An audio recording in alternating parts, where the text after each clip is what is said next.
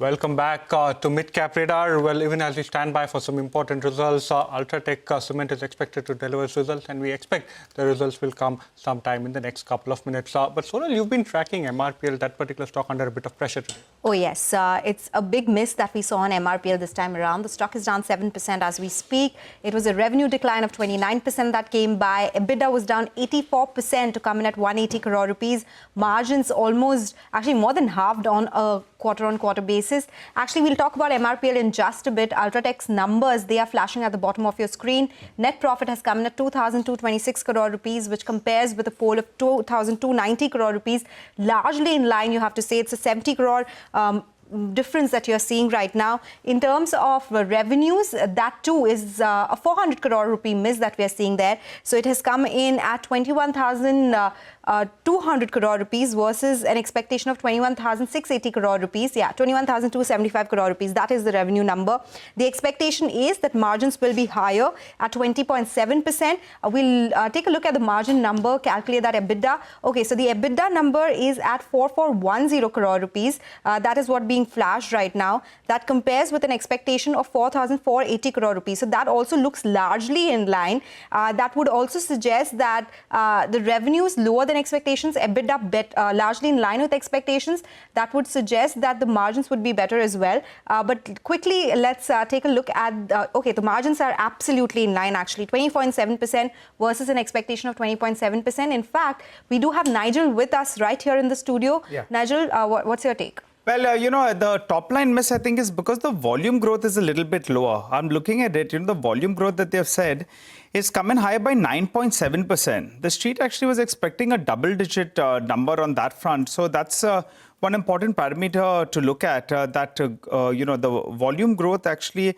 appears it's a little bit lower, though we have to keep in mind the acquisitions of India Cement and the cement business of growing with the acquisitions. Yeah, so including both of them, actually, the volume growth is at around 9%. But as you said, I think the profitability, Sonal, is in line with what we were working with. So that's heartening to hear. Power and fuel costs, that's dipped. Just take a look at power and fuel cost as a standalone, as an line item. That's seen a dip both on a sequential as well as on a year-on-year basis. So despite the miss on the top line, a bit of a miss on the top line, we have the margins actually that have caught up because input costs, they have been constantly talking about how they are focused on reducing the input costs. And on a sequential basis, that's actually seen a bit of a dip on that front as well. So the consolidated number should come up for you on the screen. Even the standalone number actually is a little bit lower. The freight and forwarding cost as well on a sequential basis has seen a bit of a dip. Let's get in Praksh, Diwan. And, I'll have a closer look at these numbers. But it appears these numbers go down, I think, as of now, a mixed bag. Some softness, actually, on the top line. But I think that's because of relatively lower volumes. Praksh, what do you make of these numbers? The revenue number, actually, is coming a little bit lower. Your take?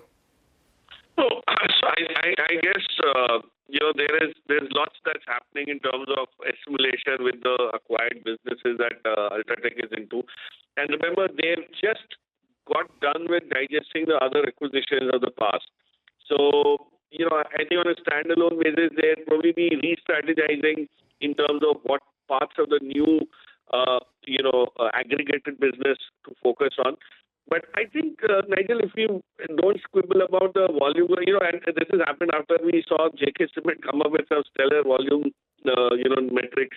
And that's why this is probably looking a bit weak, but it's better than, the era which we just recently saw 6 and 8% and all that. So from that, I think there's definitely an improvement and sets the base for the company to springboard from here on into probably early teens or something in terms of volume growth and a console basis.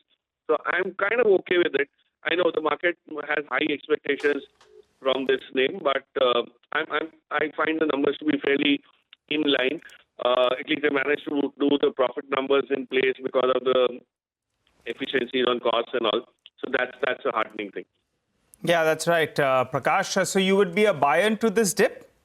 Yes, so I think if people are looking at allocating, some of these bigger names are the ones to be with, given how they will be the first of the races in terms of the sector re-rating and the entire shift in terms of utilities and all that. But, then it's of course a choice between the top 3, top 4 names. But Ultratech definitely gives you all the checks, most of the boxes that you would need for a long-term allocation to the sector.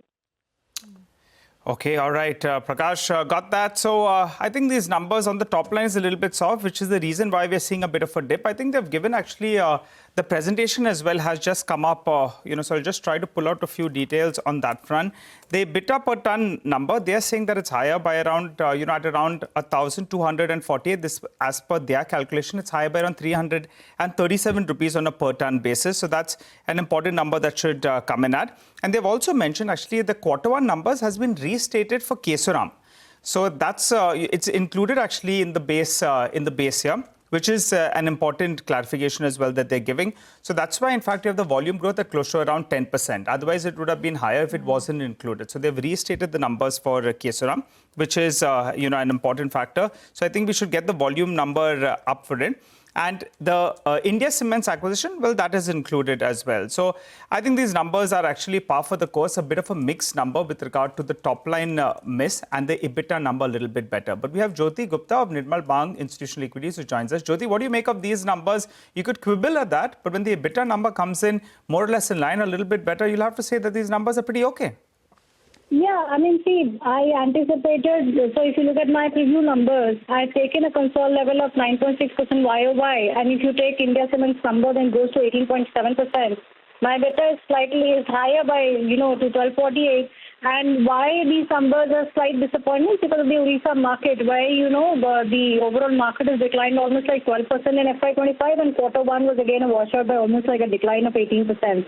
So I think Ultratech has, a share there. They do sell a decent amount in, so it has an impact on Ultratech's volume on the overall numbers. So I quite well anticipated, so not surprised, but yeah, going forward, the numbers should be in line with what I'm expecting. Okay, all right. So you're pretty satisfied with these numbers, Jyoti. Thanks a lot for joining and giving us that quick comment. So guys, just to clarify, the volume growth is around 9.7%. Jeffries were one, they had put out a note, but they said that, if Kesoram is not in the base year, then the volume growth will be 16%. But if it's in the base year, they're working with 11%. It's come at around 10%, so you don't really have to quibble on that. And they're clearly focusing on the operating performance. So that's why, in fact, we have, we have the EBITDA number more or less in line. I think we should remove that flash which states that it's at 9.7%. That compares with mid-teens, because now Kesoram has been included in the base year. So we'll just keep it at the volume growth at around 9.7%. Very, very low in comparison to a Jeffries estimate, which was at around 11%. Okay numbers. Got that point, and that explains the recovery. After the stock fell, it recovered as well after the clarification that we got on volume growth. Thank you so much, Nigel, for joining in. And thank you to the guests as well for analysing those numbers for us. With that, we'll take your leave on this edition of Mid Cap Radar. Stay tuned, your stocks when we return.